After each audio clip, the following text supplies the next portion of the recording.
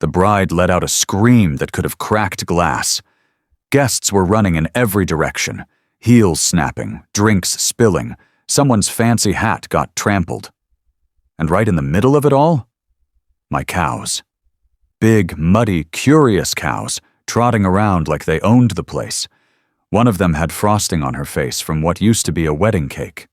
Another was chewing on some white fabric. Might have been part of the dress, might have been a tablecloth. I didn't ask. The best man slipped straight into a pile of fresh cow poop. It made a sound I'll never forget. Honestly, the whole scene was so perfect it could have been a movie. And I just stood there, watching from my porch, coffee in hand, like it was the Saturday morning cartoon I didn't know I needed.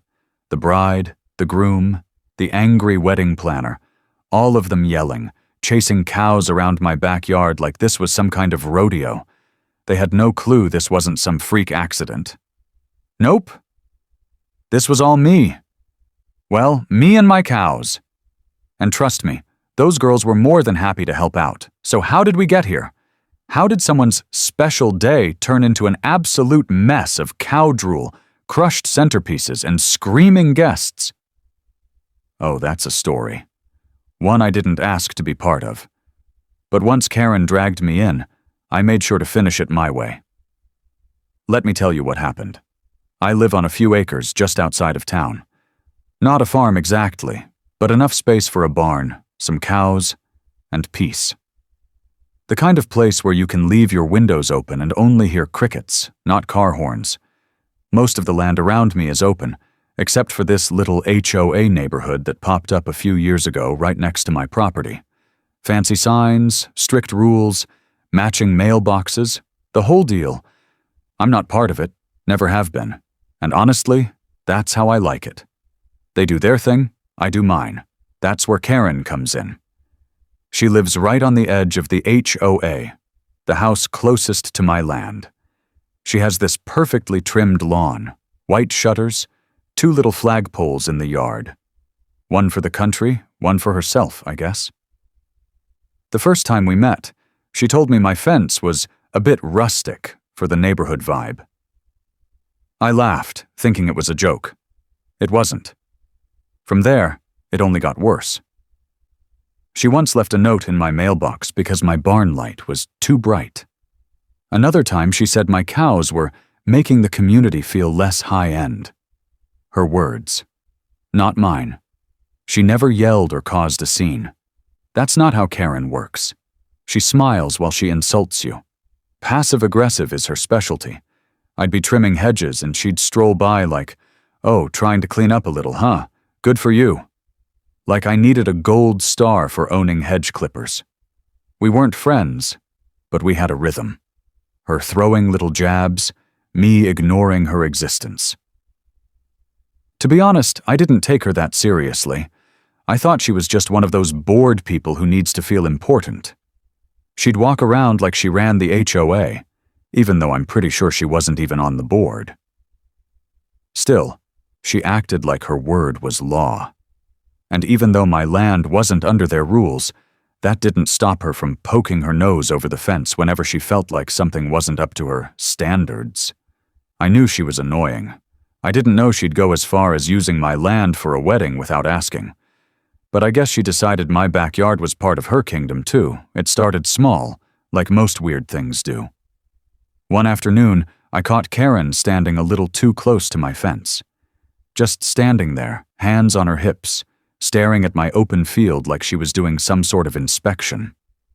When I asked if she needed something, she gave me this fake friendly smile and said, "Oh, I was just admiring the view. You're so lucky to have all this space." That should have been a red flag right there. Karen doesn't compliment anything unless she wants something. But I didn't think much of it at the time. Just figured she was bored again. Then, a couple days later, I saw a landscaping truck pull up near her driveway. Nothing unusual, except they weren't working on her yard. They were working along the fence line, which was right where her property ended and mine began. They were trimming grass that didn't belong to her, placing potted plants right on the border.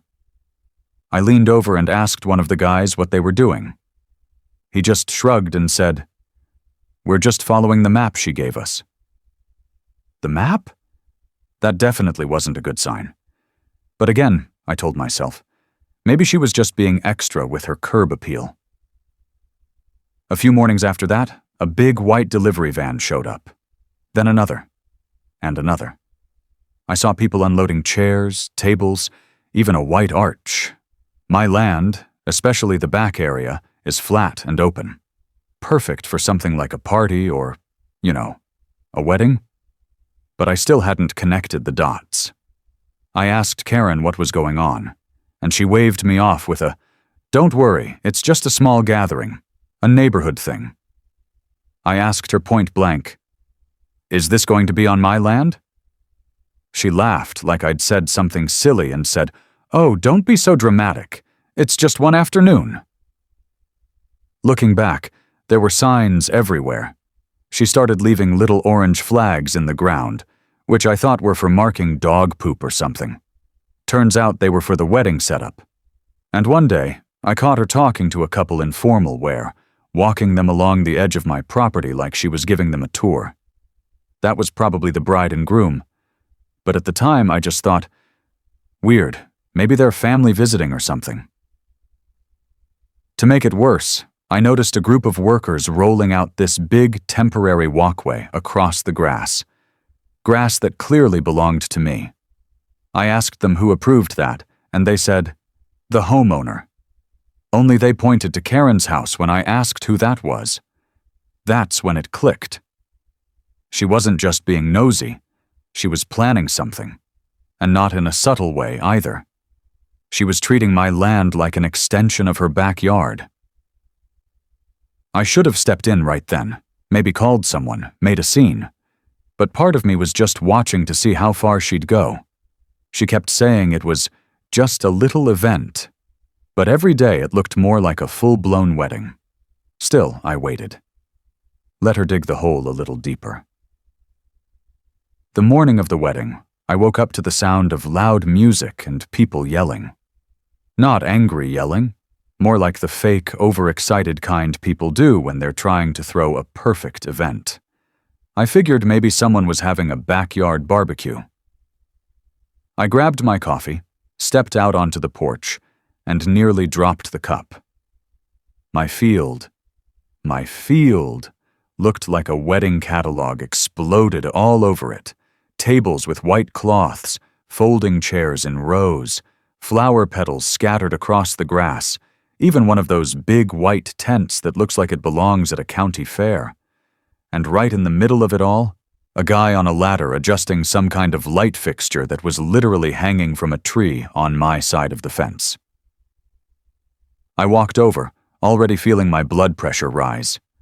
People were running around with clipboards, adjusting place cards, setting up drinks, arranging centerpieces.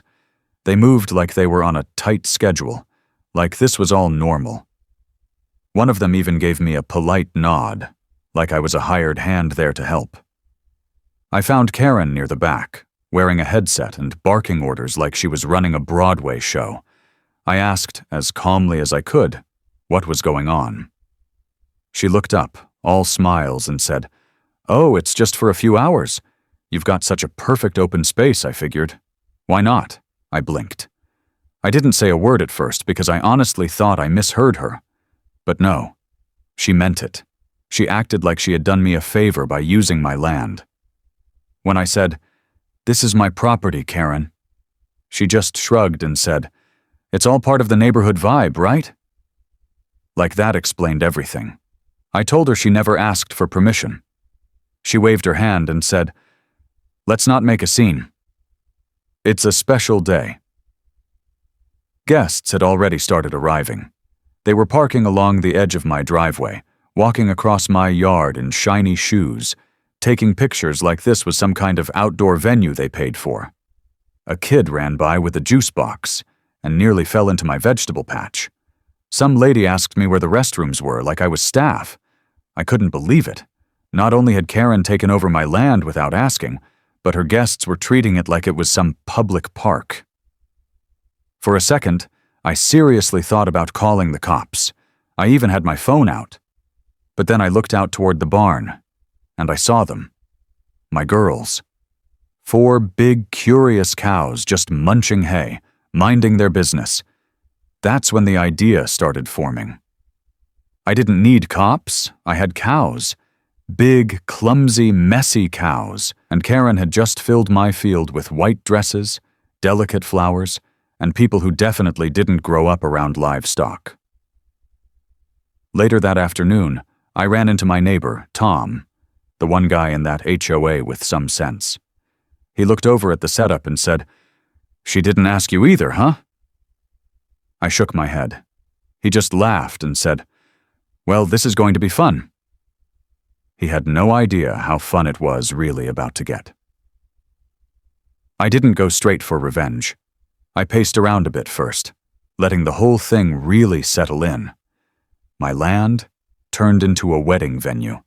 No invite, no heads up, not even a thank you. I stood by the barn, watching all the little white chairs lined up in perfect rows, like this was some Pinterest dream. Karen was walking around like she owned the whole zip code. I could hear her saying stuff like, "Oh, the open space really makes it feel classy," and, "Isn't it charming?" Charming. On my dirt. That's when I looked over at the cows. Big girls, heavy-footed. No idea what a flower arrangement is. I'd moved them closer to the fence earlier just to see if anyone would notice. A couple people pointed and laughed, probably thinking they were part of the rustic backdrop. I guess they forgot cows don't follow stage directions. I walked over, gave them a little extra grain, stuff that tends to speed things up in the stomach department, if you know what I mean, just enough to make things active. They were happy as ever, munching away, tails swishing, completely unaware of the role they were about to play. I stood there holding the gate latch, looking at the wedding spread like it was a chessboard, and I was about to make the winning move. There was a tiny part of me that hesitated. Just for a second.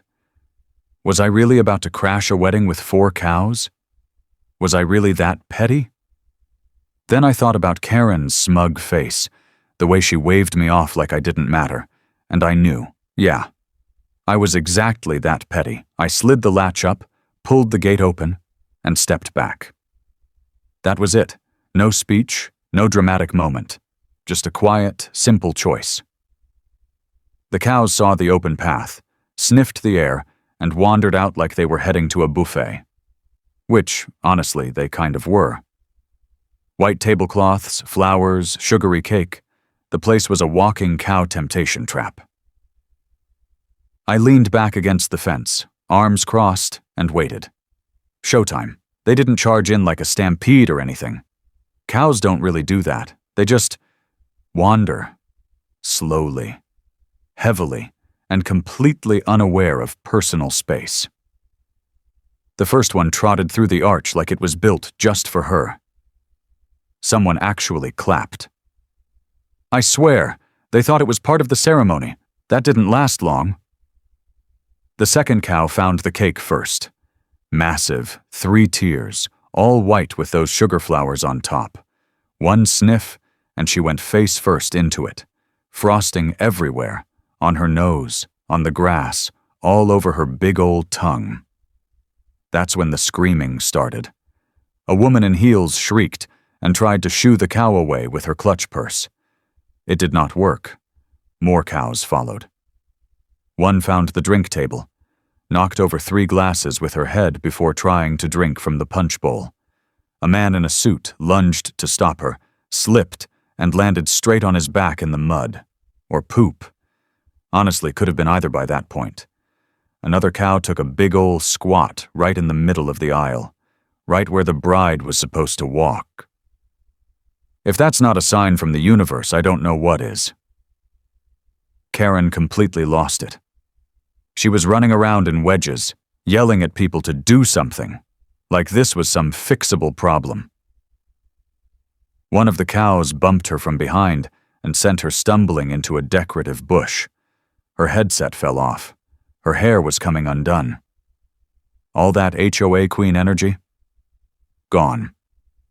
She looked like someone trying to put out 10 fires with one garden hose. Meanwhile, I walked over slowly, arms crossed, doing my best shocked neighbor face. "Oh no," I said, trying real hard not to laugh. "How did they get out?" A few people looked at me, waiting for answers. I shrugged and said, "Gate must have been loose." "These girls are curious." Someone actually nodded like that made perfect sense. The best part? A kid, maybe 5 or 6, was loving it. He was petting one of the cows like it was the best day of his life. "I love your party animals," he yelled. His mom, holding a camera, said, "This is so cute. Is this a rustic wedding theme?" I nearly choked trying to hold in the laughter. Rustic, all right. By the end of it, the whole vibe was destroyed. The aisle was covered in hoof prints. People were trying to wipe mud and other stuff off their fancy clothes. The DJ had stopped playing music and was just standing there with his headphones in his hands, completely lost. One of the cows laid down right next to the now half-eaten cake, like she was settling in for the evening. Karen stormed up to me, absolutely fuming. "You let this happen," she said, jabbing her finger in my direction. I looked her right in the eye and said, "Hey, it's just for a few hours, right? Part of the neighborhood vibe." That shut her up real quick. The fallout came fast, and it came hard. Karen wasted no time trying to blame me, of course. She marched right up to my front porch, hands on her hips, saying things like, "You ruined everything. I'm calling the HOA." She tried to accuse me of deliberately letting my cows loose, like I somehow planned this whole disaster. I just looked at her and said, "You can call whoever you want, but those cows don't belong to the HOA. This is my property." I gave her a smile that was maybe a little too smug. She didn't like that.